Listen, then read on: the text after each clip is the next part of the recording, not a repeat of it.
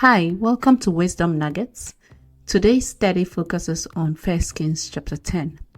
Now, 1 Kings chapter 10 is where the Queen of Sheba comes to test King Solomon with hard questions, because according to the Bible, she had heard of the fame of Solomon concerning the name of the Lord.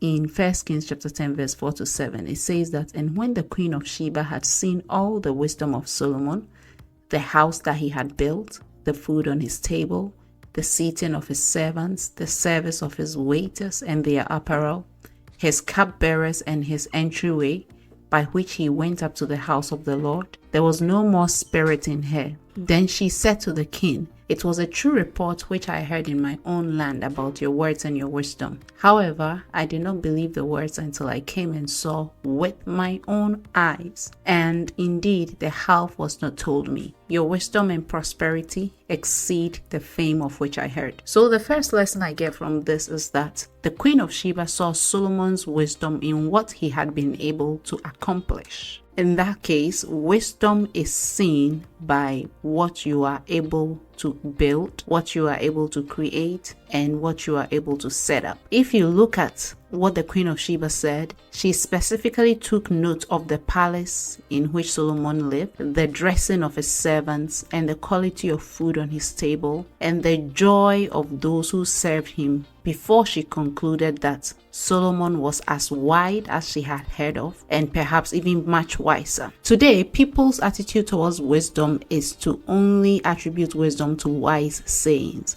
And I believe that this problem is further made worse because all our advice comes from social media. And on such platforms, we do not really have visibility into the lives of the people giving the advice. But if we are going to go by scripture, then it means that we cannot rely only on what was said to conclude if wisdom is in place. Wisdom is both what was said and what was accomplished by the one who said it.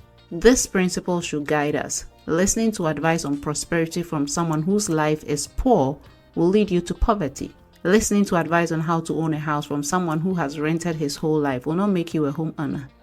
Listening to advice on good relationships from someone who has destroyed every single good relationship that God has ever given him or her will lead you to have bad relationships. Basically, the outcome of somebody's life, what they're able to accomplish, what they're able to put together, the quality of their lives, is as a result of how their mind works. And how your mind works is truly your wisdom. So it goes without saying that listening to advice on serving God from someone who does not even go to church will not help you go to church or build a steady relationship with God.